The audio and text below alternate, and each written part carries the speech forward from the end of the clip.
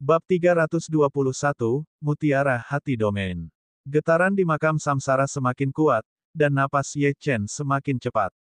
Lampu merah seakan menerobos langit, tampak indah dan megah. Dia juga bisa merasakan energi spiritual di makam samsara menjadi sangat padat, jauh lebih padat daripada saat makam samsara menyerap Liontin Giok. Bahkan kepadatan energi spiritual di pegunungan Kunlun tidak dapat dibandingkan dengan energi spiritual di makam samsara. Ye Chen hendak bertanya pada lelaki tua berjubah hitam itu apa yang terjadi ketika lelaki tua berjubah hitam itu berteriak dan menunjuk ke batu roh luar angkasa di langit. Batu roh luar angkasa hancur dan pecahan yang tak terhitung jumlahnya tersebar ke segala arah. Kemudian, Ye Chen terkejut menemukan ada mutiara merah di dalam batu roh luar bumi. Mutiara merah memiliki api misterius yang berputar-putar di sekitarnya. Pada titik ini, lelaki tua berjubah hitam itu berkata, mutiara ini disebut mutiara hati domain. Ia mengandung energi spiritual dari alam luar. Ia jatuh ke bumi setiap 1000 tahun sekali. Terakhir kali jatuh, menyebabkan perang besar yang mengakibatkan kematian hampir 1000 ahli. Anda seharusnya senang karena kepadatan energi spiritual di Huaxia tipis, dan para kultivator di sini tidak lagi sekuat dulu. Kebanyakan orang bahkan mengalami kemunduran dalam mengembangkan seni bela diri kuno. Kalau tidak, akan lebih sulit bagimu untuk mendapatkan mutiara ini. Juga, jika mutiara ini mendarat di pegunungan Kunlun, mustahil bagimu untuk mendapatkannya. Ye Chen melihat domain Heart Pearl, dan dapat dengan jelas merasakan pembuluh darah di tubuhnya mendidih. Nak, tadinya aku akan pergi sepenuhnya, tapi berkat mutiara ini, aku bisa membantumu setidaknya selama 10 hari lagi. Setelah 10 hari, saya mungkin benar-benar menghilang. Aku tidak tahu apakah kita bisa bertemu lagi di masa depan. Setelah mendengar ini, Ye Chen memandang pria tua berjubah hitam itu dengan penuh arti. Senior, meskipun kamu tidak ingin aku memanggilmu tuan, aku, Ye Chen, akan selalu mengakuimu sebagai tuanku. Ketika lelaki tua berjubah hitam itu mendengar ini, matanya berkedip karena emosi. Beberapa detik kemudian, dia berkata, Nak, semakin jauh kamu melangkah, semakin kuat jadinya kamu, dan semakin banyak hal yang akan kamu temui. Lambat laun Anda akan menyadari bahwa kami memanfaatkan Anda sama seperti Anda memanfaatkan kami. Beban di pundakmu terlalu berat, dan akan sangat sulit bagimu untuk menerobos situasi dunia ini yang aneh dan tidak dapat diprediksi. Sejak makam samsara dibuka, nasib kami semua terikat sepenuhnya padamu. Anda adalah penyelamat kami dan satu-satunya harapan kami. Anda akan menemukan bahwa dunia ini penuh dengan kejahatan dan kegelapan. Ada beberapa orang yang berdiri di atas awan yang bisa menentukan nasib seseorang dengan sekejap. Mereka mengendalikan segalanya dan dapat mengubah dunia menjadi apapun yang mereka inginkan. Musuh yang Anda hadapi puluhan ribu kali lebih kuat dari yang Anda bayangkan. Yang terpenting, saya tidak tahu berapa lama Anda bisa menyembunyikan fakta bahwa Anda mengendalikan makam samsara. Jika orang-orang itu mengetahui keberadaanmu, mereka bahkan tidak perlu menggerakkan satu jari pun untuk membunuhmu. Yang bisa kami lakukan adalah mengubah Anda menjadi ahli yang bisa melawan keberadaan seperti itu, karena Andalah yang bisa membalikkan keadaan untuk kami.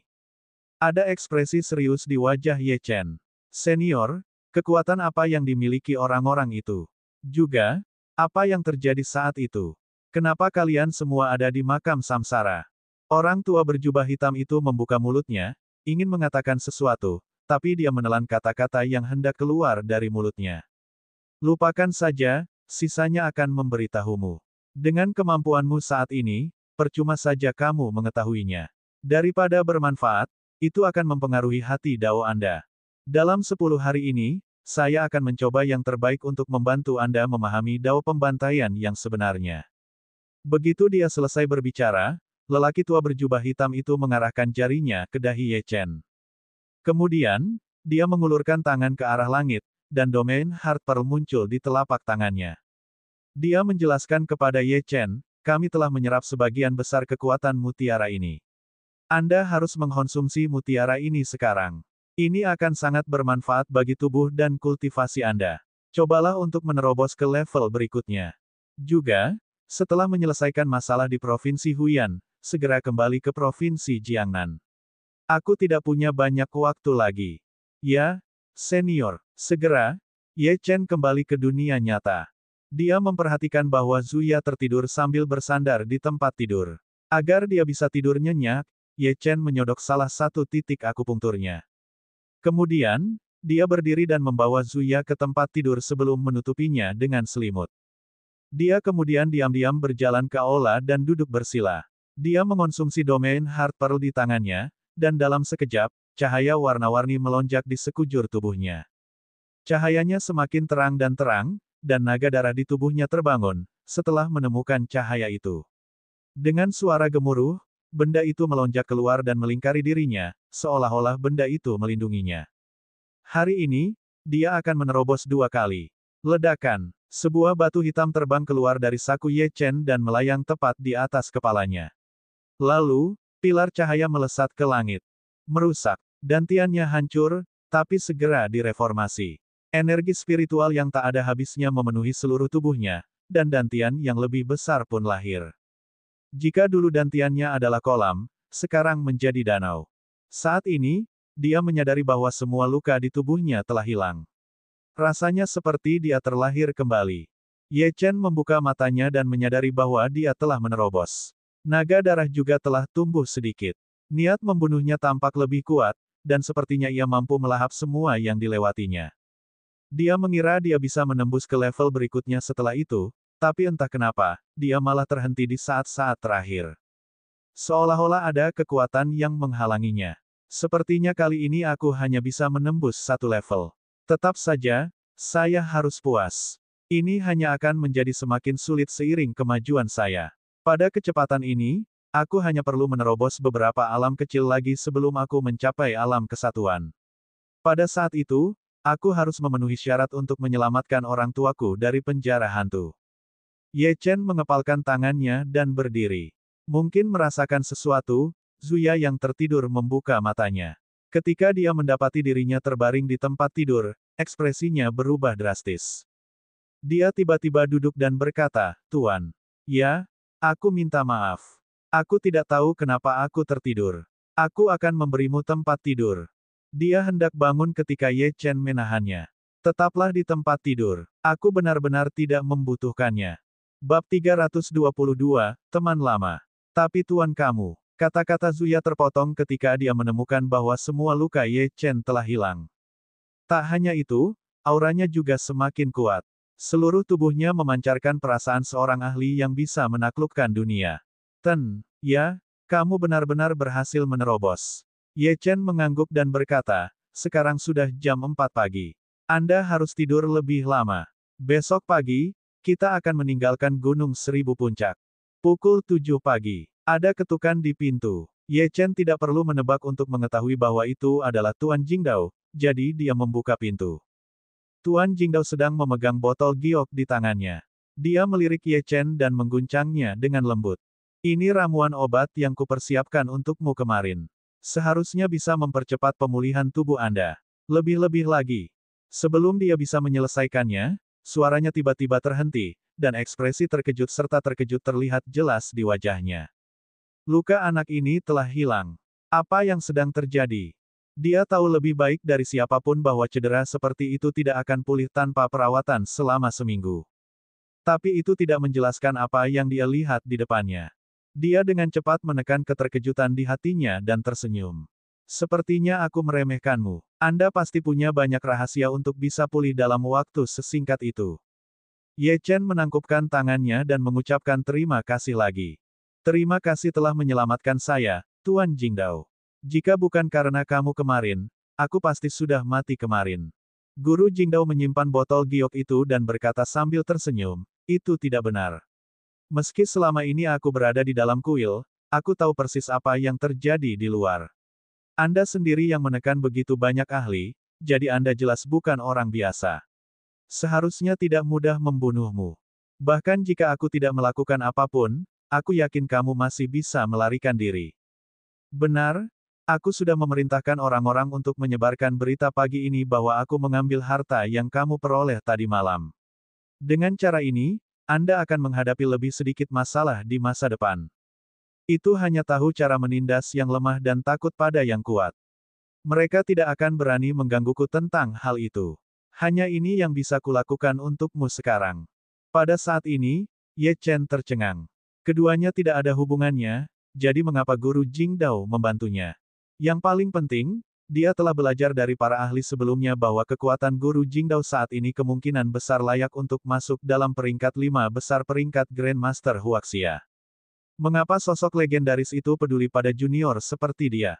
Semuanya terlalu aneh, jadi Ye Chen tidak bisa tidak mencurigai motifnya. Seolah merasakan kebingungan Ye Chen, Master Jingdao mengeluarkan liontin giok dari sakunya. Aku tahu kamu mencurigakan, jadi aku tidak akan menyembunyikannya lagi. Ye Chen, apakah kamu mengenali liontin giok ini?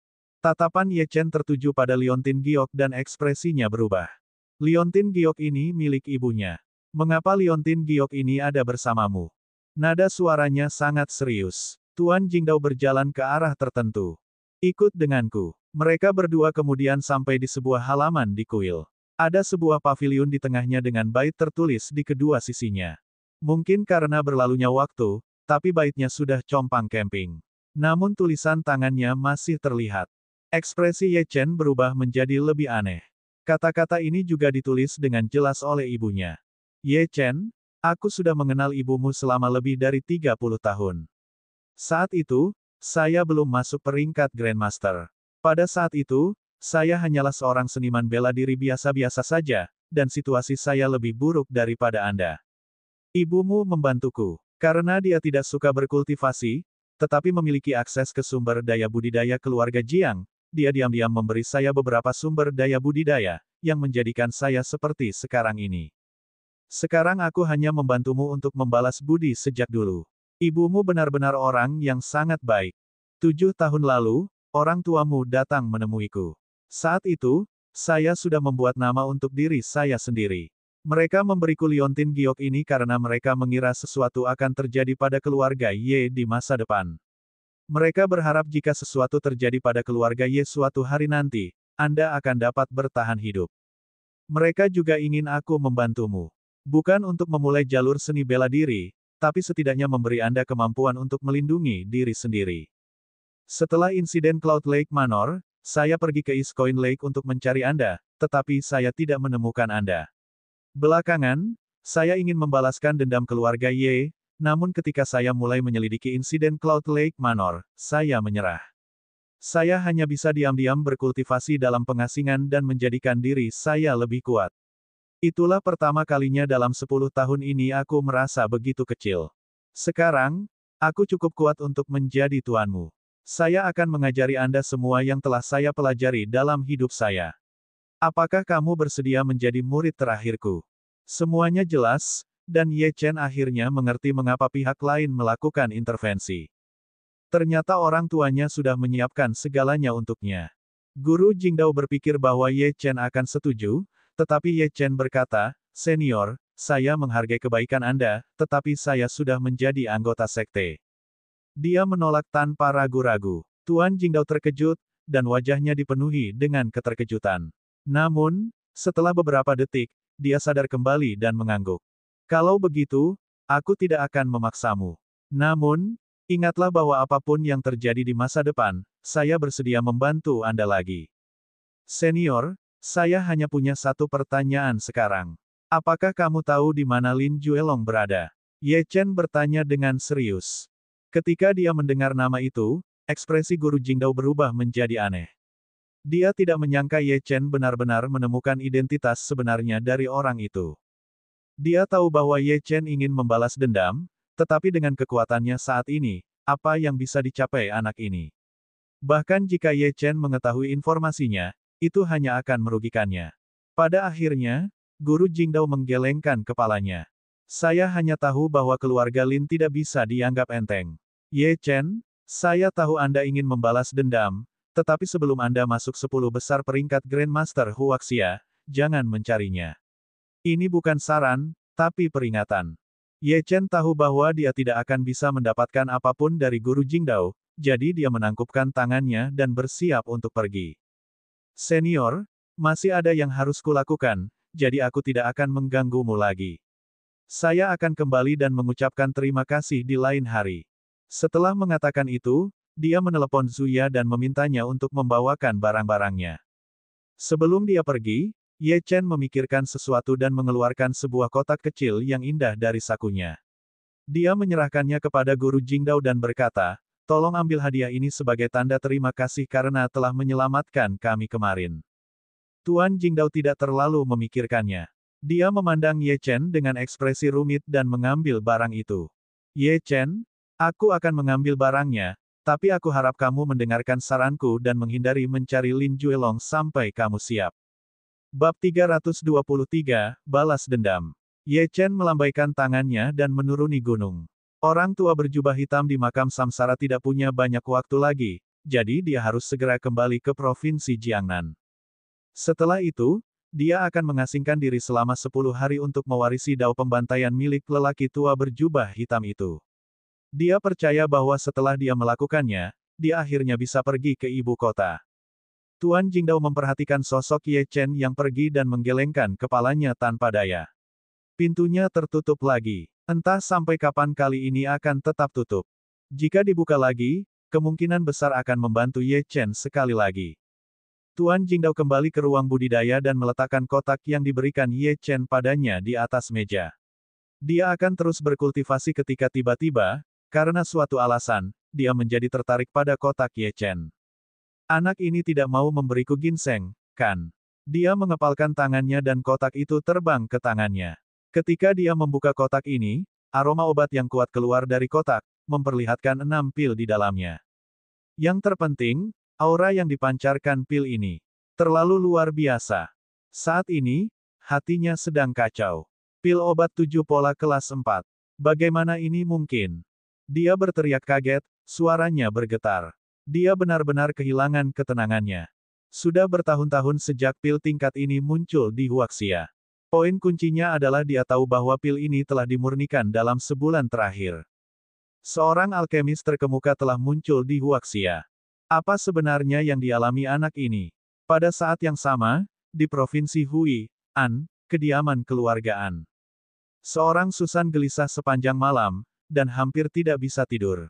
Karena anak itu belum mati, keluargaan pasti akan mendapat masalah.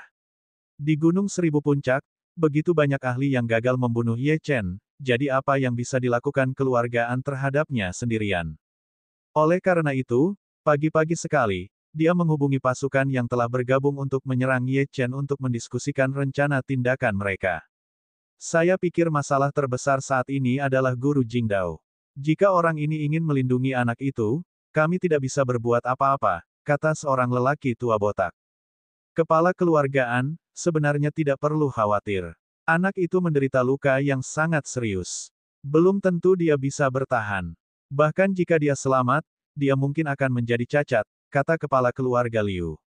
Menurutku cara terbaik adalah mengirimkan ahli untuk menjaga kaki gunung. Anak ini pada akhirnya harus turun gunung. Ketika saatnya tiba, kami akan memasang jaring yang tidak bisa dihindari dan membunuhnya untuk selamanya. Perwakilan keluarga Leng memberikan sarannya. Suaranya sedikit bergetar saat dia melakukannya. Lagi pula, serangan bocah nakal malam itu sungguh terlalu menakutkan. Pada saat ini, An Ruoying, yang selama ini diam, angkat bicara.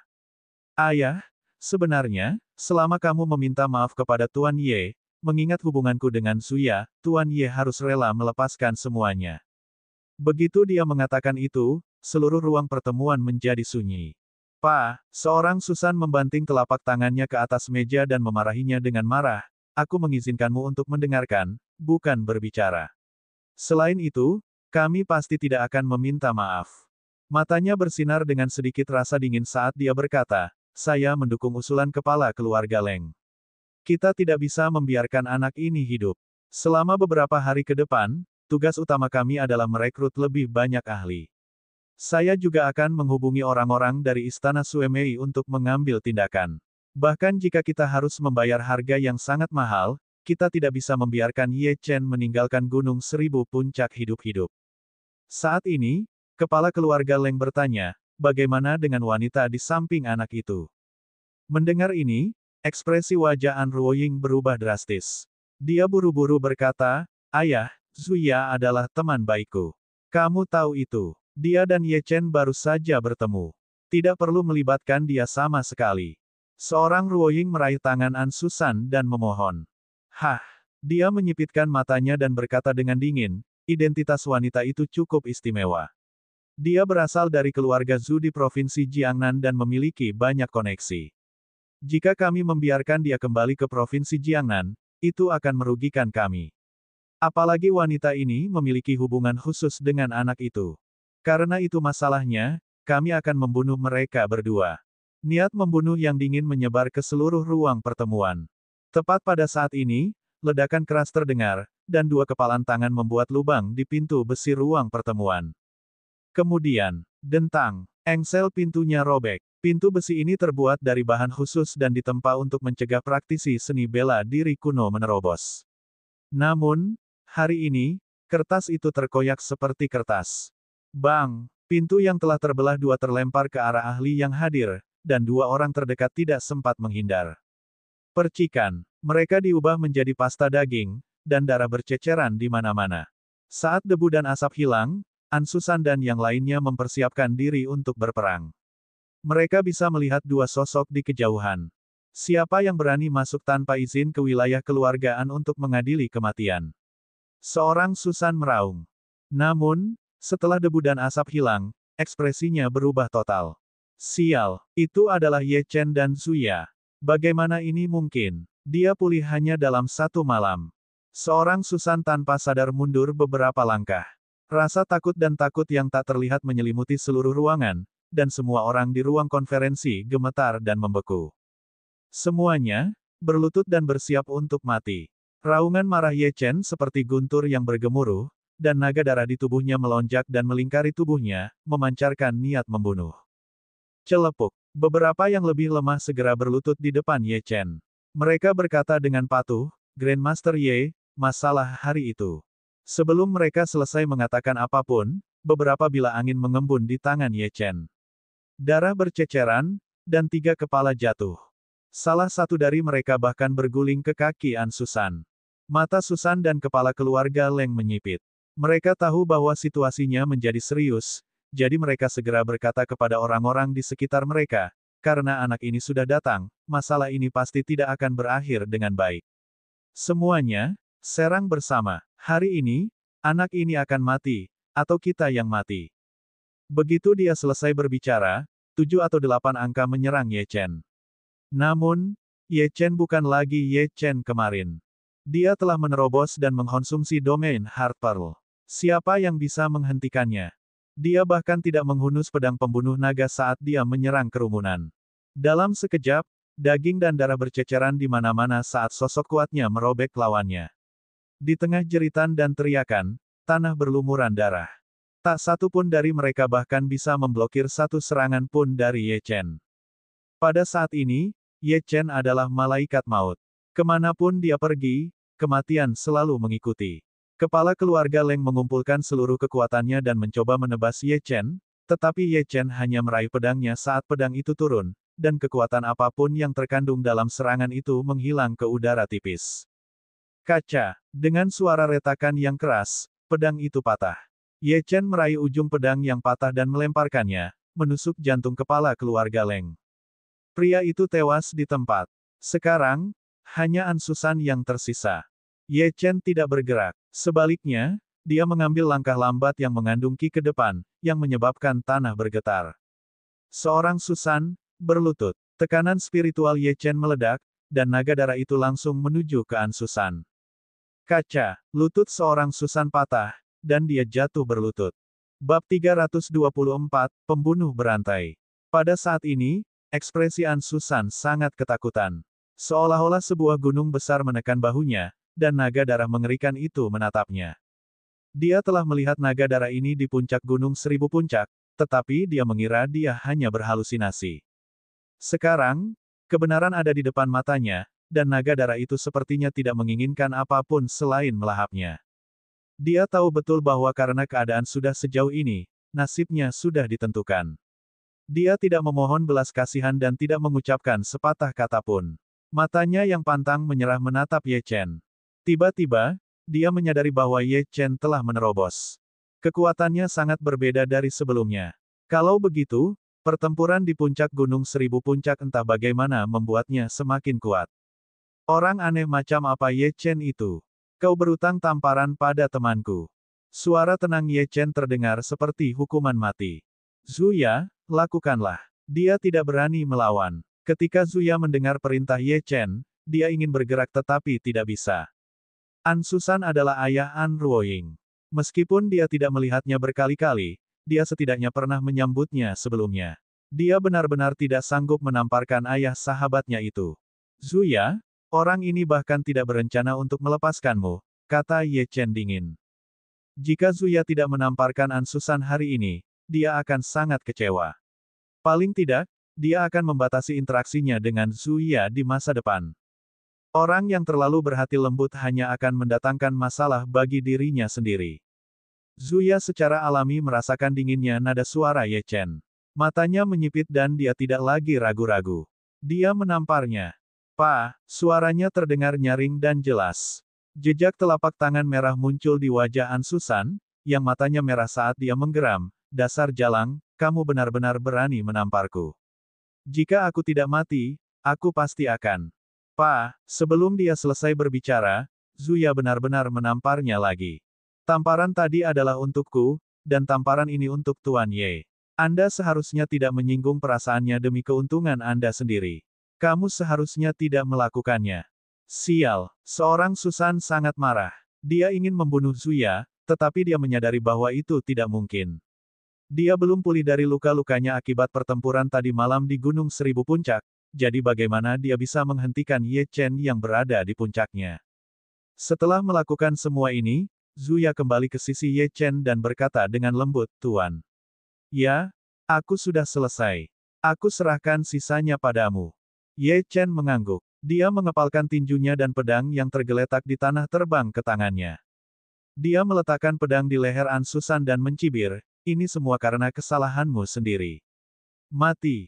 Pada saat ini, sesosok tubuh menerkam dan memeluk kaki Ye Chen. Itu adalah sebuah hal yang mengecewakan. Seorang Ruoying tidak ingin sesuatu terjadi pada ayahnya. Jika tidak, keluargaan akan kehilangan pilar pendukungnya. Dia berteriak pada dirinya sendiri dengan suara serak dan memohon pada Ye Chen, "Tuan.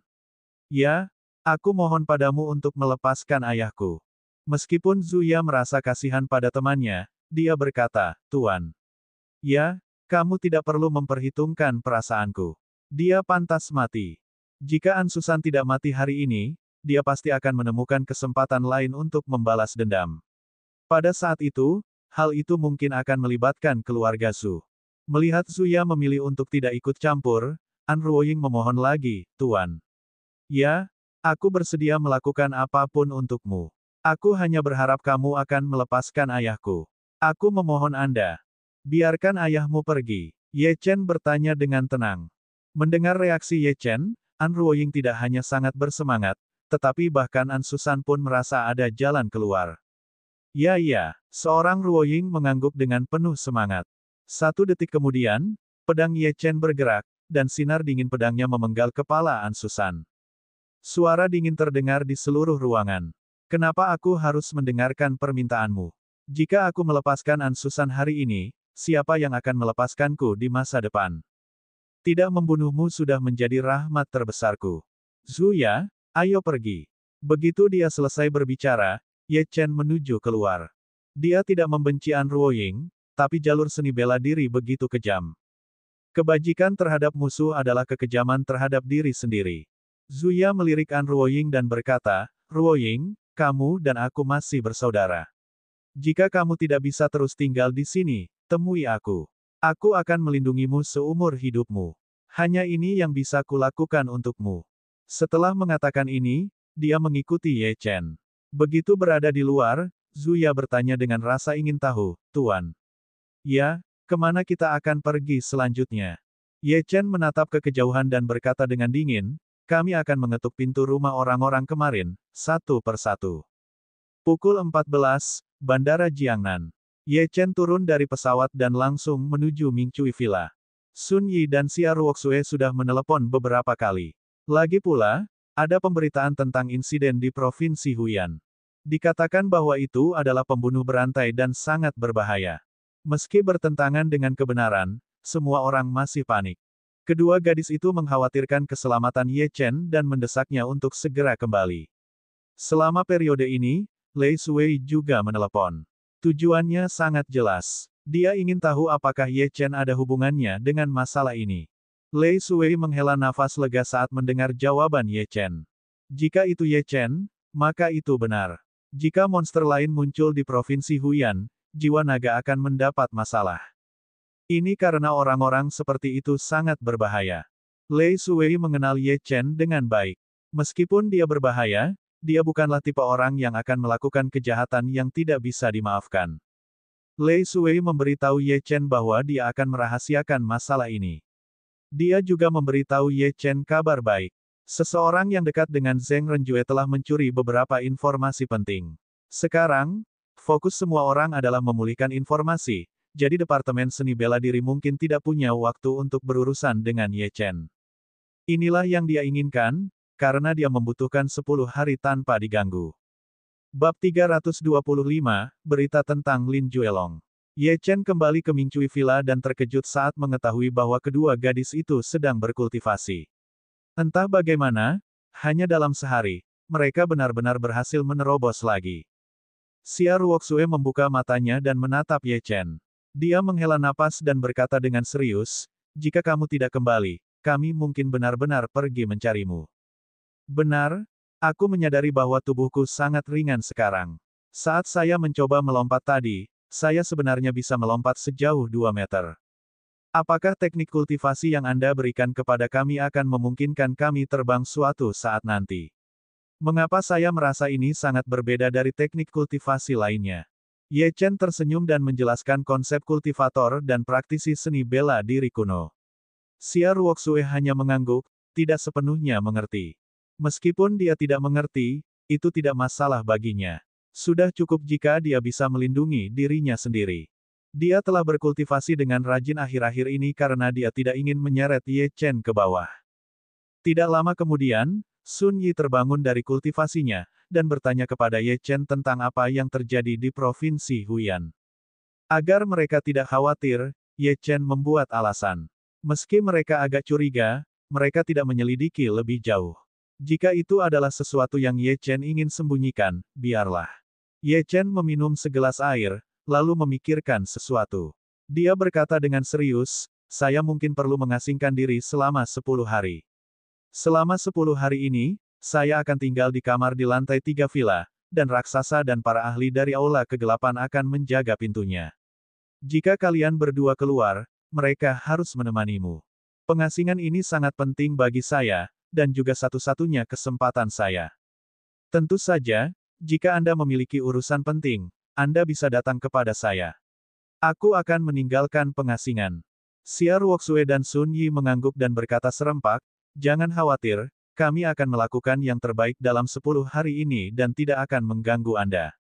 Setelah itu, Sun Yi melanjutkan, "Setelah kejadian terakhir, Heavenly Justice Group akhirnya mendapatkan keuntungan, dan meningkatkan pangsa pasarnya. Penjualan kami bahkan mencapai rekor tertinggi. Shen Haihua menelepon saya kemarin untuk menanyakan tentang perluasan pasar, dan juga meminta saya bertanya kepada Anda bahwa karena kita hampir memonopoli pasar wilayah Tenggara Huaxia, haruskah kita secara bertahap memperluas pasar kita ke pasar nasional dan internasional?" Ye Chen merenung selama beberapa detik dan memandang Sun Yi dan Xia Ruoxue sebelum berkata, "Serahkan masalah ini pada kalian berdua. Tidakkah kamu ingin tahu seberapa berharganya kamu sekarang?" Mata indah Xia Ruoxue berkedip. Ini angka yang sangat menakutkan. Ye Chen menggelengkan kepalanya. "Uang bukanlah yang saya butuhkan saat ini. Selama jumlahnya cukup, tidak apa-apa." Dengan itu, Ye Chen berbalik untuk naik ke atas, tetapi bel pintu villa tiba-tiba berbunyi. Xia Ruoxue bangkit untuk membuka pintu. Itu adalah Ye Lingtian. "Tuan Balai." Ye Chen mengerutkan kening dan bertanya dengan heran, "Mengapa kamu ada di sini?" "Hall Master, Anda meminta saya untuk mengawasi Lin Juelong. Aku baru saja menerima kabar." Mata Ye Chen menyipit dan dia langsung bertanya, "Di mana dia?" "Hall Master, setengah jam yang lalu, Lin Juelong muncul di Bandara Internasional Ibu Kota." Setelah dia selesai berbicara, Ye Lingtian menyerahkan sebuah foto, yang menggambarkan seorang pria parubaya kekar yang mengenakan jaket hitam. Matanya dingin, dan Ye Chen bahkan tahu bahwa dia sangat kuat hanya dari fotonya.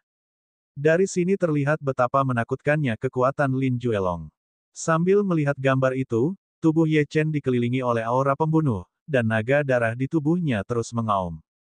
Pembalasan dendam. Alasan mengapa dia tidak segera membalas dendam setelah keluar dari pegunungan Kunlun adalah karena dia tidak tahu siapa atau di mana pelakunya.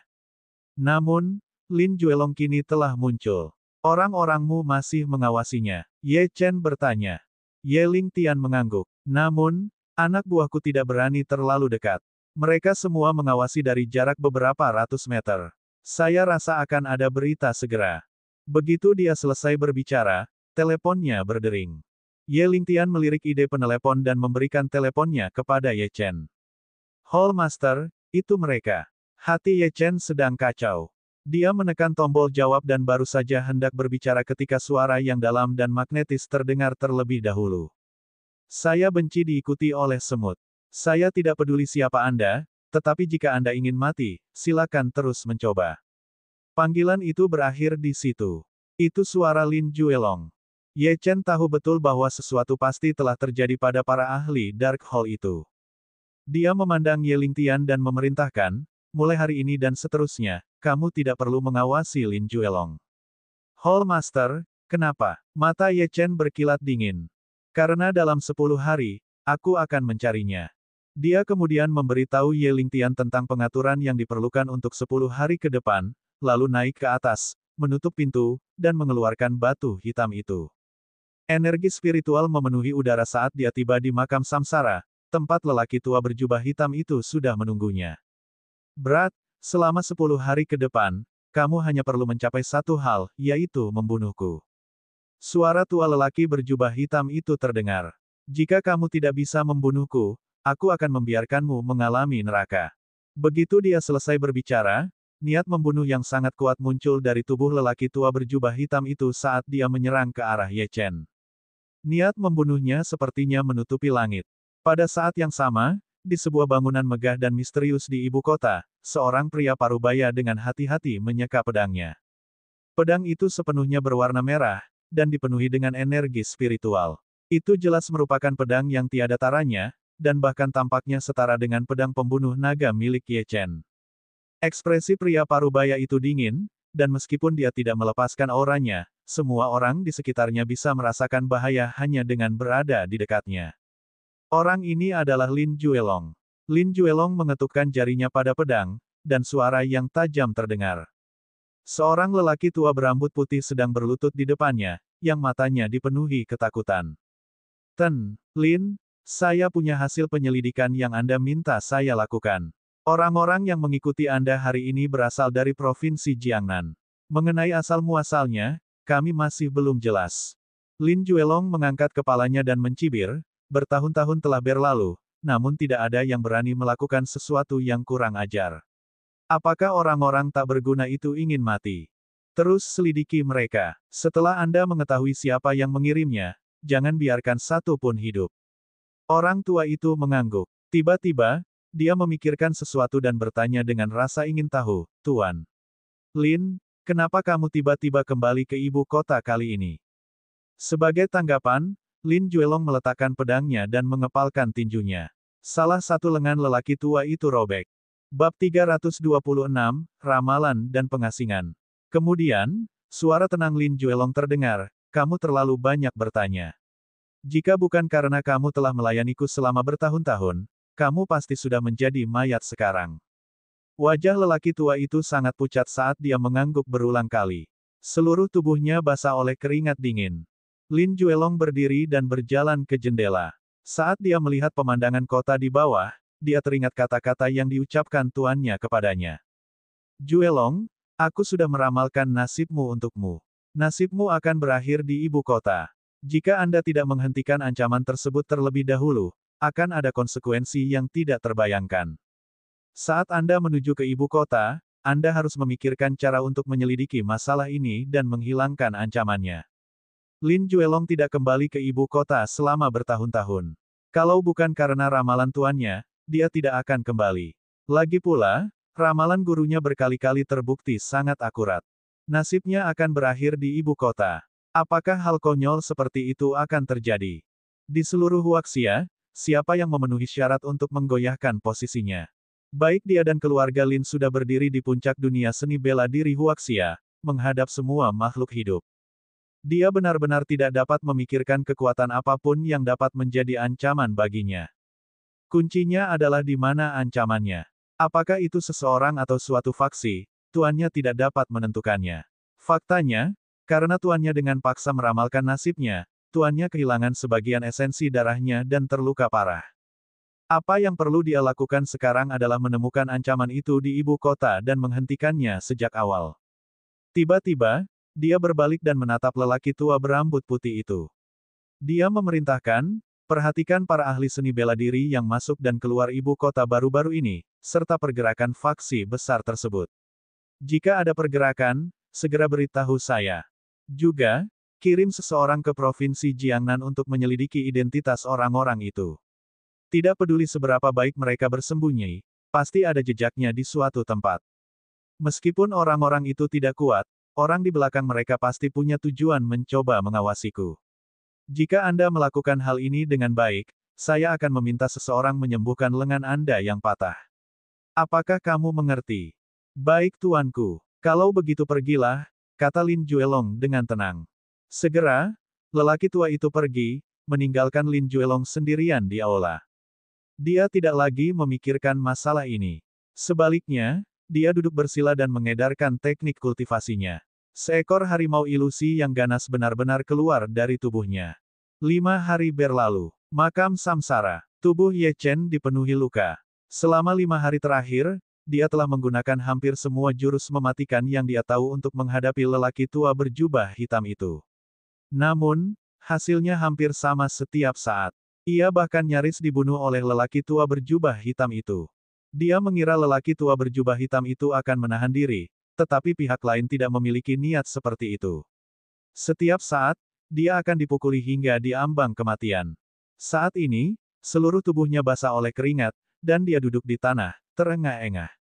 Senior, Anda adalah seorang ahli kuno yang perkasa, dan saya baru melangkah ke jalur kultivasi selama 5 tahun. Perbedaan kekuatan di antara kami terlalu besar. Ini tidak adil, kata Ye Chen. Orang tua berjubah hitam itu mendengus dingin, dan pedang di tangannya terhunus. Ye Chen kaget. Dia tiba-tiba berbalik ke samping dan pedang itu menebas pipinya, meninggalkan bekas darah. Saya telah menekan kekuatan saya dan mempertahankannya di alam jiwa sejati, kata lelaki tua berjubah hitam itu dengan dingin. Ye Chen hampir memuntahkan seteguk darah. Saat ini, dia hanya berhubungan dengan 6 alam kultivasi, yaitu penempaan tubuh, pembukaan jiwa, transformasi ki, kesatuan, jiwa sejati, dan kenaikan abadi. Selanjutnya, masing-masing dari 6 alam ini dibagi menjadi 9 tingkatan. Dia saat ini adalah seorang kultivator alam transformasi ki, tetapi lelaki tua berjubah hitam itu sebenarnya menggunakan budidaya alam jiwa sejati untuk menghadapinya. Ini adalah perbedaan besar dari 3 bidang utama. Bagaimana dia bisa menang? Seolah merasakan pikiran Ye Chen, lelaki tua berjubah hitam itu menembakkan sinar pedang dari tangannya, mengarah ke kepala Ye Chen. Orang tua berjubah hitam muncul di hadapan Ye Chen dan berkata dengan suara yang dalam, tahukah Anda mengapa saya menggunakan alam kultivasi yang jauh lebih tinggi untuk berurusan dengan Anda? Aku akan memberitahu Anda. Dao pembantaian ada di ambang hidup dan mati, dan bahkan bisa membunuh mereka yang jauh lebih kuat darimu. Jika kamu bisa menahan seranganku, saat kamu menghadapi seseorang yang lebih kuat darimu di masa depan, kamu akan mampu menahan serangan orang lain dengan mudah. Juga, kamu harus ingat bahwa mereka yang akan mengincarmu karena makam samsara bahkan lebih kuat dariku. Hanya jika Anda tidak takut, Anda dapat membunuh orang lain dengan berani. Hanya dengan begitu kamu bisa membantai orang lain tanpa hambatan.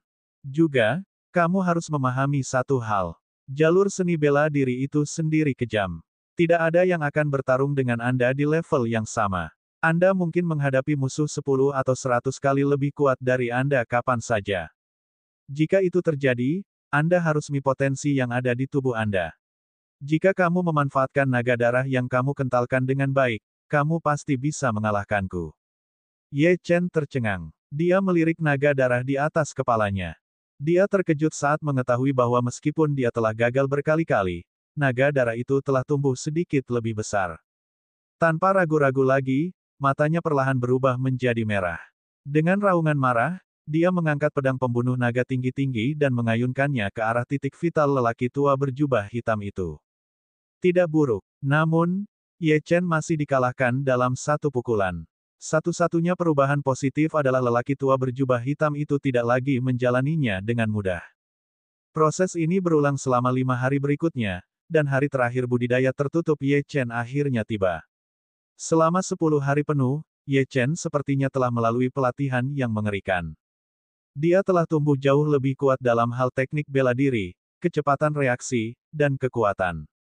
Naga darah di atas kepalanya telah mengembang hampir 3 kali lipat, dan memancarkan kekuatan yang tak ada habisnya. Raungan naga mengguncang sekeliling, bukti kekuatannya. Kondisi Ye Chen menjadi lebih baik dan lebih baik, tetapi sosok lelaki tua berjubah hitam itu sangat lemah, dan bahkan agak transparan.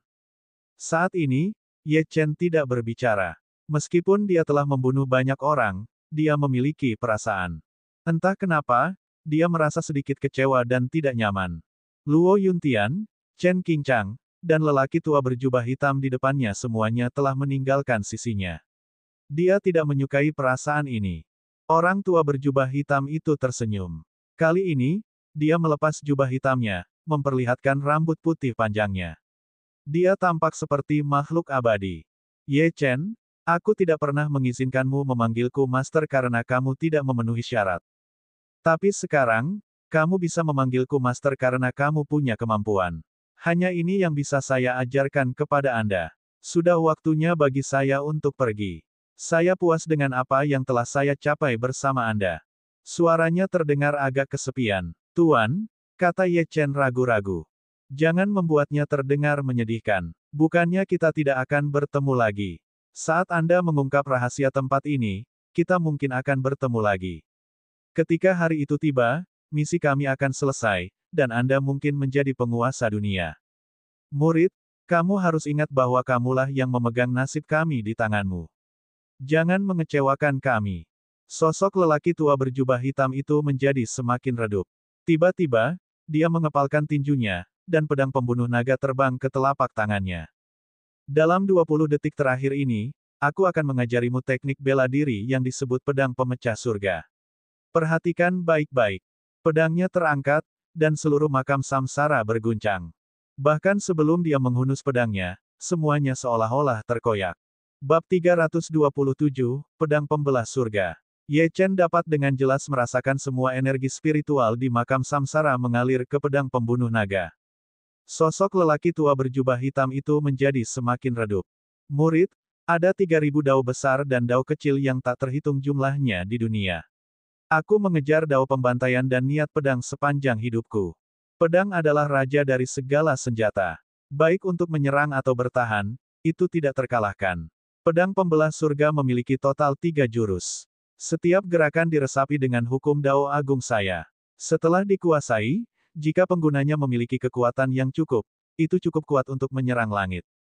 Itulah mengapa disebut pedang pembelah surga. Orang tua berjubah hitam itu berbicara sambil mengacungkan pedangnya.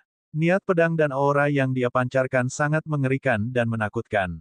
Langkah pertama, naga tersembunyi menebas langit. Jika dikembangkan hingga tahap kesuksesan besar, kamu akan mampu menghancurkan iblis dan makhluk abadi dengan ayunan pedangmu. Murid, langkah selanjutnya disebut bintang jatuh. Jika kamu mengembangkannya hingga tahap puncak kesuksesan, serangan pedangmu akan mampu memfokuskan hukum dunia dan menghancurkan musuhmu. Langkah ketiga, tebasan pedang. Jurus ini mengandung hakikat pedang pembelah surga, dan juga merupakan jurus yang paling sulit untuk dikembangkan. Ketika dikembangkan hingga tahap kesuksesan besar, itu dapat menghancurkan seluruh dunia. 3 jurus pedang ditampilkan di udara, dan fenomena aneh melanda makam samsara. Setelah debu mereda, makam samsara kembali tenang. Orang tua berjubah hitam itu hampir sepenuhnya transparan, tapi Ye Chen bisa merasakan bahwa lelaki tua itu sedang menatapnya dengan ekspresi yang rumit. Ye Chen, energi spiritual domain Heart Pearl telah memicu 2 batu nisan. Selama Anda mengaktifkan ki sejati Anda, kedua ahli itu akan mengambil tindakan satu kali. Tapi ingat, jika mereka melakukannya, mereka akan menanggung akibatnya yang sangat besar. Kecuali jika benar-benar diperlukan, jangan gunakan kartu truf makam samsara. Kartu trufmu bukanlah makam samsara, tapi dao pembantaian dan naga darah itu. Saya mengerti. Ye Chen mengangguk. Aku belum pernah memberitahumu namaku. Hari ini, aku akan memberitahumu. Di zaman kuno, semua orang memanggilku Slaughter Dao Lord. Anda adalah murid Slaughter Dao Lord, dan Anda adalah orang yang dapat mengubah nasib saya. Tidak seorang pun boleh meremehkanmu, termasuk dirimu sendiri. Saya harap kita bisa segera bertemu lagi. Gemuruh guntur bergema di seluruh makam samsara, dan kemudian lelaki tua berjubah hitam itu berubah menjadi titik cahaya dan menghilang sepenuhnya. Ye Chen sekarang satu-satunya yang tersisa di makam samsara. Pandangannya tertuju pada dua batu nisan. Tidak ada nama, tapi jejak cahaya berkumpul di sekitar batu nisan. Dia tahu bahwa dia dapat mengaktifkannya kapan saja. Namun, kedua kartu truf ini harus disimpan hingga saat-saat terakhir. Itu akan menjadi sangat penting ketika dia menghadapi Departemen Seni Bela Diri Huaxia, Lin Juelong, penjara hantu, atau keluarga Jiang di ibu kota. Perairan di ibu kota sangat dalam, jadi dia harus bersiap menghadapi apapun. Tidak mudah membangun dirinya di sana seperti di sini. Ye Chen kembali ke kamarnya, lalu melihat potret keluarga di atas meja.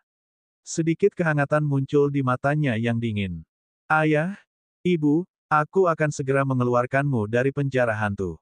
Setengah jam kemudian, Ye Chen mandi, berganti pakaian bersih, dan turun. Namun, tidak ada seorang pun di sana yang menunggunya, hanya sebuah catatan di atas meja. Kedua gadis itu pergi menghadiri pertemuan kelompok keadilan surgawi, ketika Shen Haihua tiba di Provinsi Jiangnan untuk pertemuan staf kepemimpinan kedua. Ye Chen membuka pintu dan meregangkan tubuhnya. Ye Lingtian dan raksasa berjalan mendekat. Salam, Ketua Balai. Ye Chen mengangguk. Dia melirik mereka dan bertanya, apakah ada yang terjadi di Mingcui Villa selama 10 hari terakhir? Ye Lingtian menjawab, Hall Master, tidak ada yang terjadi di villa. Namun, kami melihat banyak seniman bela diri asing berdatangan ke Provinsi Jiangnan selama beberapa hari terakhir. Kami tidak yakin dengan motif mereka untuk saat ini, tapi saya rasa mereka mungkin berasal dari ibu kota. Ini mungkin terkait dengan Lin Juelong. Namun, Hall Master, Anda tidak perlu khawatir. Identitas orang-orang itu sangat bersih. Mereka seharusnya tidak dapat menemukan kita. Ye Chen menyipitkan matanya dan berkata, selanjutnya, aku akan bersiap berangkat ke ibu kota. Anda juga harus mengatur agar para ahli Dark Hall perlahan-lahan menuju ke sana. Tidaklah cukup jika kekuatan aula kegelapan hanya terbatas pada Provinsi Jiangnan. Ye Lingtian mengepalkan tangannya dan menyatakan tekadnya, Hall Master, meskipun saya tahu bahwa Provinsi Jiangnan dan ibu kota tidak ada bandingannya, saya pasti akan bekerja keras untuk menaklukkan dunia demi Hall Master. Bab 328, Identitas Baru. Ye Chen menepuk bahu Ye Lingtian dan berkata, masalah ini tidak mendesak, satu akan menuju ke ibu kota terlebih dahulu. Anda dan yang lainnya dari Dark Hall akan datang nanti. Saat ini, hal terpenting bagi Anda adalah meningkatkan kekuatan Anda. Ya, Tuan Balai. Setelah mengucapkan selamat tinggal pada raksasa dan Ye Lingtian, dia memikirkan sesuatu dan menghubungi nomor Lei Sui. Jiwa naga kemungkinan besar memiliki kekuatan dan pengaruh di ibu kota, jadi mungkin akan lebih baik bagi mereka untuk mengatur perjalanannya ke sana. Begitu panggilan tersambung, sebuah mobil yang diparkir di luar villa membunyikan klakson. Ye Chen menggelengkan kepalanya tanpa daya dan berjalan menuju mobil. Benar saja, Lei Sui dan Ying Qing ada di dalam mobil. Mengapa kamu di sini? Jangan bilang kamu sudah menunggu di sini selama 10 hari. Aku tidak akan percaya itu, tahu, goda Ye Chen. Lei Sui menggelengkan kepalanya dan menjelaskan, Tuan.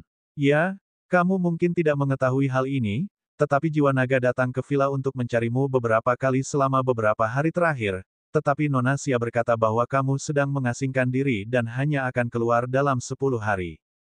Kamu mencoba menjilatku tanpa alasan. Anda mungkin memiliki motif tersembunyi dalam mengatakan ini. Katakan padaku, apa yang kamu ingin aku lakukan? Ye Chen menyilangkan tangannya dan berkata dengan penuh minat. Lei Suwei tertawa canggung dan menyerahkan laporan. Ya, dunia seni bela diri sedang mengalami kekacauan akhir-akhir ini. Ada lebih banyak pertempuran yang terjadi di sekitar Huaxia, dan Dragon Soul telah menjalankan lebih banyak misi. Kami sudah kehabisan pil. Kali ini, saya ingin bertanya apakah Dragon Soul dapat membeli beberapa pil dari Tuan Ye. Setelah Lei Suwei selesai berbicara, dia memandang Ye Chen dengan serius. Dia mengatakan yang sebenarnya. Pil Ye Chen adalah keajaiban yang menyelamatkan nyawa para prajurit jiwa naga yang terluka. Tanpa pil ini, siapa yang tahu berapa banyak dari mereka yang akan meninggal.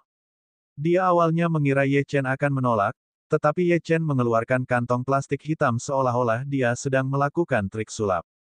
Ada 200 pil di sini. Itu bukan pil bermutu tinggi, tapi seharusnya cukup untuk jiwa naga. Saat Ye Chen menyerahkan kantong plastik itu, Lei Suwei tersentak. Dia bertekad untuk mencobanya, namun tidak menyangka akan berhasil. Di sana 200 pil bisa menyelamatkan 200 nyawa. Ye Chen tidak bermurah hati. Ketika kekuatannya meningkat, efektivitas pil tingkat rendah ini untuk budidayanya menurun. Karena itu masalahnya, dia mungkin juga memberikannya kepada jiwa naga. Lengan Lei Suwei gemetar saat dia membuka tas dan melihat isinya. Beberapa detik kemudian, dia mengangkat kepalanya dan berkata dengan serius, "Tuan. Ya, tolong sebutkan harga pil ini agar saya bisa melaporkannya. Anda bisa memutuskan itu. Ada hal lain yang ingin saya diskusikan dengan Anda. Saya akan ke ibu kota besok." Ketika mereka mendengar bahwa Ye Chen akan pergi ke ibu kota, mata Lei Suwei dan Yingqing menyipit dan mereka dengan cepat berkata, "Tuan. Ya, Anda tidak akan mencari Lin Juelong di sana, kan?" Situasi di ibu kota sedikit bergejolak akhir-akhir ini. Saya menerima kabar bahwa keluarga Lin di ibu kota telah memperhatikan praktisi seni bela diri kuno yang memasuki kota. Ya, kamu seharusnya tidak pergi ke sana saat ini. Juga, ibu kota adalah wilayah Departemen Seni Bela Diri Huaxia. Masih ada kesenjangan kekuatan antara jiwa naga dan Departemen Seni Bela Diri. Jika ada masalah, mungkin akan sulit untuk kita atasi. Bagaimana dengan ini, Tuan Ye? Bisakah Anda tinggal di Provinsi Jiangnan sebentar dan pergi sebulan kemudian? Ye Chen melambaikan tangannya dan berkata, "Saya sudah mengambil keputusan dan akan berangkat besok. Jika Anda tidak mengatur penerbangan untuk saya sendiri yang akan memikirkan caranya." Lei Suwei merenungkan masalah tersebut sejenak ketika dia mendengar ini dan berkata, "Bagaimana dengan ini? Karena Tuan Ye telah mengambil keputusan, saya akan mengatur identitas satu kali untuk Anda. Dengan identitas ini, Anda seharusnya dapat menghindari pemeriksaan dan pengawasan terhadap orang-orang itu, yang akan menyelamatkan Anda dari masalah." Baiklah, Ye Chen tidak menolak tawarannya. Bagaimanapun, alasan utama perjalanannya ke ibu kota kali ini adalah untuk menyelamatkan orang tuanya dari penjara hantu, dan alasan kedua adalah untuk membunuh Lin Juelong. Akan lebih baik jika dia bisa menghindari masalah di sepanjang jalan. 2 jam kemudian, Yingqing secara pribadi menyerahkan kartu identitas, tiket pesawat, kunci, kartu bank, dan serangkaian barang lainnya kepada Ye Chen. Di kartu identitas sekali pakai terdapat foto dirinya, namun ide di kartu tersebut adalah Ye Chen. Penerbangan dijadwalkan pukul 9.50 keesokan harinya. Itu adalah penerbangan KN 5956 dari Bandara Jiangnan, kelas 1. Adapun kuncinya, itu memberinya akses ke properti 4 kamar tidur di pusat ibu kota. Namun, Ye Chen tidak mau tinggal di sana. Pintu masuk penjara hantu akan dibuka di dekat Universitas Ibu Kota kali ini, jadi tentu saja dia harus tinggal di dekat sana. Ye Chen tidak peduli dengan kartu bank atau uang yang bisa dia akses, dan melemparkannya begitu saja ke makam samsara. Jam 4 sore, Sun Yi telah kembali lebih awal. Tentu saja, dia dan Xia Ruoxue sadar bahwa Ye Chen akan pergi. "Chen kecil, dalam perjalanan pulang, Ruoxue dan aku mendiskusikan hal ini satu sama lain, dan kami akan segera menuju ke ibu kota. Jika Anda menemukan villa di sana, pesankan kamar untuk kami. Juga, Shen Haihua telah menyelesaikan diskusi dengan pemerintah ibu kota, dan mereka akan mengalokasikan sebidang tanah untuk membangun markas besar kelompok keadilan surgawi. River City dan Provinsi Jiangnan tidak cocok sebagai markas kelompok tersebut. Grup farmasi Huaxia akhirnya menjadikan ibu kota sebagai markas mereka, Dan grup keadilan surgawi tidak terkecuali, kata Sun Yi sambil mengemasi pakaian Ye Chen. Juga, di ibu kota dingin. Ingatlah untuk memakai lebih banyak pakaian di luar. Sun Yi menutup kopernya dan menatap Ye Chen dengan mata berair. Dia sebenarnya sangat ingin mengikutinya ke ibu kota, tapi dia masih memiliki tugas yang harus diselesaikan untuk kelompok keadilan surgawi di Provinsi Jiangnan. Jadi, ini bukan saat yang tepat baginya untuk pergi ke ibu kota sekarang. Namun, dia bisa melakukan perjalanan itu dalam 1 atau 2 bulan. Tentu saja, jika dia benar-benar ingin bertemu Ye Chen, dia bisa naik pesawat saja. Jaraknya tidak terlalu jauh. Sun Yi memeluk Ye Chen dan tersenyum. Maukah kamu merindukanku? Aku akan melakukannya, kata Ye Chen dengan serius. Benar-benar, Ye Chen hendak berbicara ketika bibir merah Sun Yi menutupi mulutnya. Saya tidak ingin mendengar sepatah kata pun sekarang. Saya ingin melihat Anda mengambil tindakan. Mata Sun Yi linglung, tapi dia memikirkan sesuatu dan tersenyum. Kamu tahu? Aku tahu kamu dan Ruoxue pernah melakukannya sebelumnya. Ye Chen tercengang. Dia hendak mengatakan sesuatu ketika Sun Yi berkata, sebenarnya, Ruoxue dan aku tidak bodoh. Bab 329, Perjalanan ke Ibu Kota. Keesokan paginya, Bandara Jiangnan. Sun Yi dan Xia Ruoxue mengantar Ye Chen ke bandara. Setelah mengucapkan selamat tinggal, Ye Chen menaiki penerbangan KN5956. Kali ini, dia tidak membawa serta raksasa dan Ye Lingtian, karena keduanya diperintahkan untuk tinggal di Provinsi Jiangnan untuk melindungi Xia Ruoxue dan Sun Yi. Dengan kekuatannya saat ini, tidak banyak orang yang bisa menyusahkannya, dan lebih mudah bagi satu orang untuk bergerak tanpa disadari di perairan ibu kota yang bergejolak. Ye Chen mengenakan topi baseball yang ditarik ke bawah untuk menutupi separuh wajahnya. Dia kemudian menutup matanya dan bersiap untuk istirahat.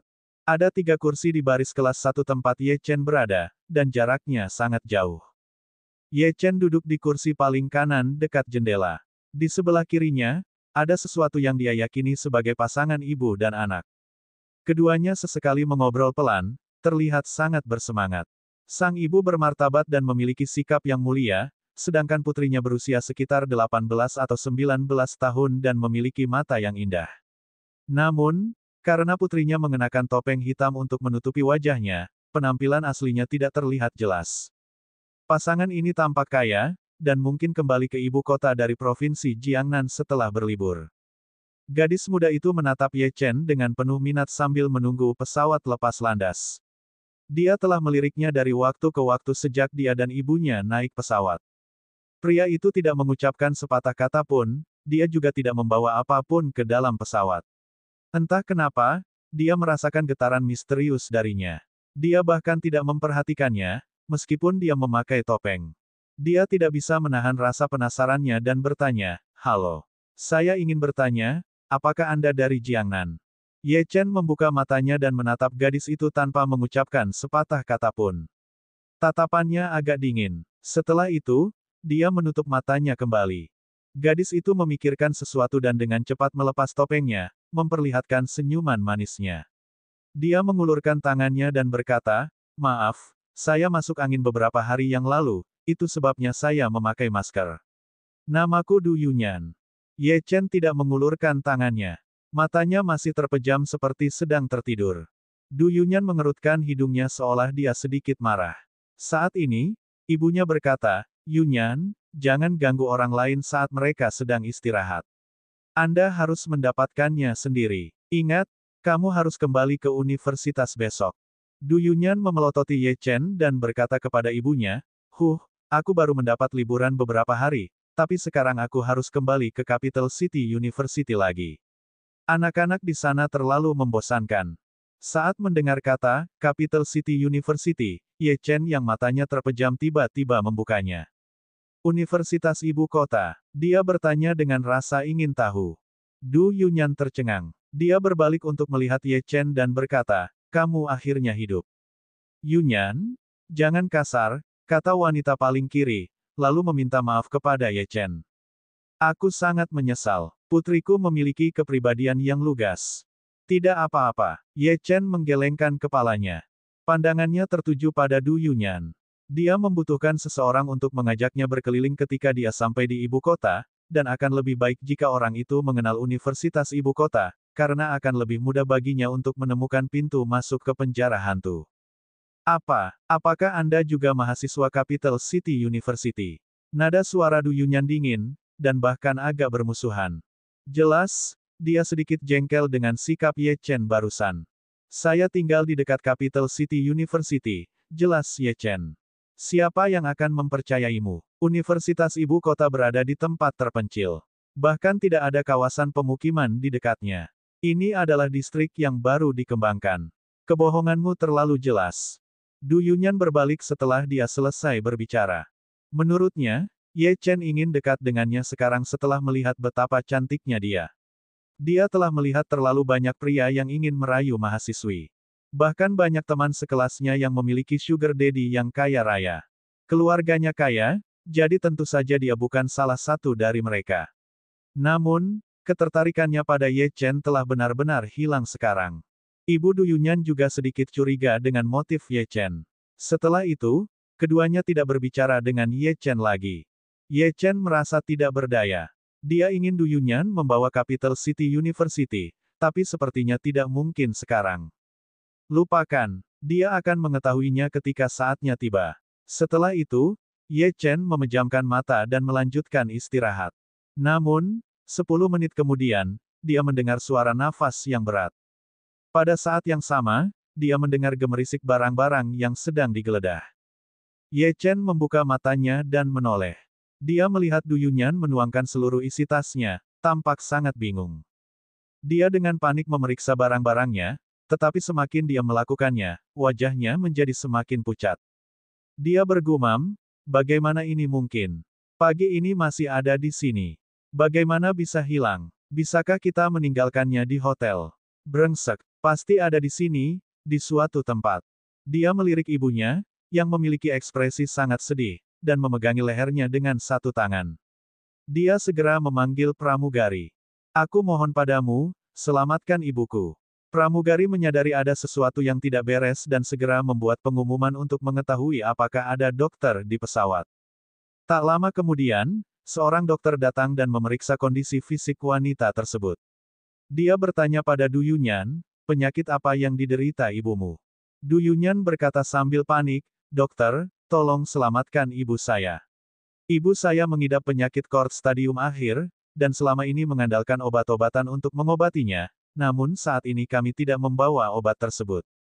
Ekspresi dokter berubah drastis ketika mendengar nama penyakitnya. Dia memelototi Du Yunyan dan berkata, mengapa ibumu bepergian dengan penyakit yang begitu serius? Juga, tahukah Anda bahwa penyakit ini memerlukan pengobatan terus-menerus untuk mengobatinya? Aku juga tidak tahu harus berbuat apa. Dokter segera menginstruksikan pramugari dan berkata dengan nada yang sangat serius, cepat. Beritahu kapten untuk bersiap mendarat di kota terdekat. Kalau tidak, bahkan dokter ajaib pun tidak akan bisa menyelamatkannya. Saat pramugari hendak berlari ke kokpit, sebuah suara tenang terdengar. Tidak perlu mendaratkan pesawat. Saya dapat membantu. Begitu dia mengatakan itu, banyak pasang mata menatap pemuda yang berbicara. Du Yunyan masih panik. Dia tahu lebih baik dari siapapun betapa menakutkannya COPD stadium akhir. Tanpa obat-obatan dan peralatan profesional, penyakit ini tidak mungkin dapat diobati jika sudah kambuh. Dokter mendengus dingin dan mengabaikan Ye Chen. Sebaliknya, dia melihat ke arah pramugari yang menghentikan langkahnya dan berkata, cepat pergi. Kehidupan dipertaruhkan. Aku sedang terburu-buru. Tidak perlu mendarat. Beri aku waktu 5 detik. Suara tenang Ye Chen terdengar lagi. Kemudian, dia menekankan jarinya ke dahi ibu Du Yunyan. Bab 330, menyelamatkan nyawa. Saat jari Ye Chen menyentuh dahi ibu Du Yunyan, seberkas cahaya memasuki tubuhnya. Dokter di pesawat sedikit tidak senang dengan Ye Chen, karena otoritasnya dipertanyakan. Berat, apa kamu tahu apa yang kamu lakukan? Anda akhirnya akan membunuhnya. Jika dia tidak ditangani tepat waktu, konsekuensinya akan mematikan. Aku memperingatkanmu, lepaskan tanganmu, atau kamu akan masuk penjara. Kata-kata dokter membuat penumpang lain di kabin kelas 1 mulai mengkritik Ye Chen. Nak, apakah kamu dokternya atau dia dokternya? Jika sesuatu terjadi pada wanita itu, kamulah yang akan disalahkan pertama kali. Mengapa ada orang gila di kelas 1? Kerumunan terus mengutuk, tapi Ye Chen tidak bereaksi sama sekali. Pikiran pertama Du Yunyan adalah Ye Chen melakukan ini untuk membalas dendam. Dia hendak mengatakan sesuatu ketika dia menyadari ekspresi ibunya tiba-tiba mereda. Ini jelas merupakan efek yang hanya terjadi setelah minum obat. Apakah tindakan pemuda ini benar-benar efektif? Namun, tindakan apa yang mereka lakukan? Yang dia lakukan hanyalah menempelkan jarinya ke dahi ibunya. Du Yunyan adalah seorang mahasiswa, dan percaya pada sains. Namun, sesuatu yang tidak dapat dijelaskan oleh sains sedang terjadi di hadapannya saat ini. Dia tanpa sadar menutup mulutnya. Ketika dokter melihat bahwa Ye Chen tidak berniat melepaskannya, amarahnya melonjak dan dia mencoba meraih jari Ye Chen. Mata Ye Chen menyipit dan dia mendengus dingin. Bahunya bergetar sedikit dan gelombang udara menyapu ke arah dokter, menjatuhkannya dan jatuh ke tanah. Kamu benar-benar memukulku. Ekspresi dokter menjadi agak galak. Marsekal udara juga memperhatikan situasinya, dan dengan ekspresi serius, dia berjalan menuju Ye Chen. Kamu datang pada waktu yang tepat. Orang ini tidak hanya memukuli dokter, tapi juga membahayakan nyawa penumpang. Jika wanita itu tidak segera mendapat perawatan, dia pasti akan mati. Segera tahan dia. Orang-orang di sekitar sini bisa menjadi saksiku. Suara dingin dokter terdengar. Marsekal udara menghampiri Ye Chen dan memerintahkan, Tuan, mohon bekerja sama. Jika Anda tidak bekerja sama, saya mungkin harus mengambil tindakan tegas. Ye Chen akhirnya melepaskan jarinya, tetapi mengabaikan marsal udara. Sebaliknya, dia menoleh ke Du Yunyan dan berkata, dia baik-baik saja sekarang. Ingatlah untuk menyiapkan secangkir air hangat untuknya ketika dia bangun. Setelah itu, Ye Chen kembali ke tempat duduknya dan sedikit menurunkan topinya, sama sekali tidak peduli dengan apa yang sedang terjadi. Adegan ini mengejutkan semua orang. Orang bodoh macam apa anak ini? Apa yang dia mainkan? Apa dia percaya kalau jarinya itu ajaib atau semacamnya? Bahkan drama televisi pun tidak sekonyol itu. Dokter tertawa. Apakah kamu mendengar itu? Sebagai seorang dokter, saya sangat curiga bahwa orang tersebut mengidap penyakit jiwa, dan dapat mempengaruhi keselamatan pesawat dan penumpangnya. Dia perlu ditahan sekarang. Pria itu menyadari keseriusan masalah ini dan melirik ke arah marsal udara lainnya, yang mengenakan pakaian preman tidak jauh dari situ. Keduanya mengangguk pada saat yang sama dan berjalan menuju Ye Chen. Tuan, saya minta maaf.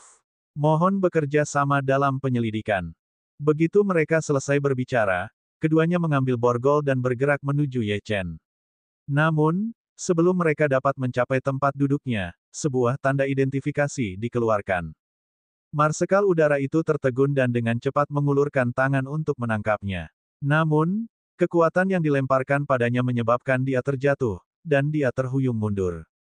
Setelah menenangkan diri, dia akhirnya melihat tanda identifikasi. Matanya membelalak.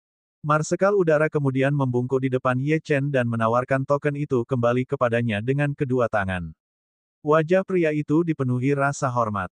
Ketua, Tuan Ye, mohon maafkan saya karena telah menyinggung Anda. Ye Chen kemudian mengembalikan token itu ke sakunya. Dia melirik ke arah dokter yang mengatakan hal yang tidak masuk akal dan berkata, orang itu mengganggu istirahat saya. Kamu seharusnya tahu apa yang harus dilakukan, kan? Dipahami. Beberapa saat kemudian, mereka berdua berjalan menuju dokter. Mata dokter laki-laki itu dipenuhi dengan keterkejutan. Dia secara alami tahu apa yang akan terjadi. Saat dia hendak berbicara, batuk ringan terdengar. Wanita yang tidak sadarkan diri akibat kambuhnya PPOK stadium akhir sebenarnya telah terbangun. Itu adalah sebuah keajaiban. Bu, kamu baik-baik saja. Du Yunyan sangat gembira hingga dia hampir menangis. Air, beri aku segelas air. Saya ingin air hangat. Mendengar ini, semua orang tersentak saat mereka menoleh untuk melihat Ye Chen. Tidak hanya wanita itu yang bangun, tapi hal pertama yang dia minta persis sama dengan apa yang dikatakan pemuda bertopi itu. Seorang pramugari langsung merespons, dan segera pergi mengambil segelas air hangat dan dengan hati-hati menyerahkannya kepada Ibu Du Yunyan. Teguk, teguk, teguk. Setelah meminum secangkir air hangat, Ibu Du Yunyan akhirnya sembuh, lalu menoleh ke arah Ye Chen. Rasa syukur di hatinya tidak bisa diungkapkan dengan kata-kata. Dia ingin berterima kasih padanya, tetapi ketika dia melihat Ye Chen sedang beristirahat, dia tidak mengatakan apa-apa lagi. Dia memandang semua orang dan berkata dengan lembut, berkat adik laki-laki itu, saya baik-baik saja sekarang. Semuanya, tolong bubar. Ekspresi dokter itu sangat jelek. Dia ingin mengatakan sesuatu, tapi salah satu petugas udara menutup mulutnya saat mereka menggiringnya pergi. Badai telah mereda sepenuhnya. Namun, saat penerbangan berlanjut, tatapan yang tak terhitung jumlahnya di kabin kelas 1 tertuju pada Ye Chen. Mereka yang bisa duduk di kelas 1 tentu saja memiliki status tinggi. Mereka pandai menjalin koneksi dan menemukan peluang. Penampilan Ye Chen sebelumnya, dan reaksi kedua perwira udara, menunjukkan banyak hal tentang status dan otoritasnya. Banyak pengusaha ingin menyerahkan kartu namanya kepada Ye Chen, tetapi Ye Chen tertidur selama penerbangan, jadi tidak satupun dari mereka memiliki kesempatan untuk melakukannya. Lebih dari 1 jam kemudian, pesawat akhirnya mendarat dan memasuki Bandara Internasional Ibu Kota. Saat pesawat berhenti, Ye Chen akhirnya membuka matanya. Dia berdiri dan menjadi orang pertama yang turun dari pesawat. Dia sudah lama memperhatikan tatapan terus-menerus yang mengarah ke arahnya dari waktu ke waktu. Selain itu, sampai batas tertentu, misinya di ibu kota adalah misi rahasia, jadi menghindari perhatian yang tidak diinginkan adalah hal yang baik.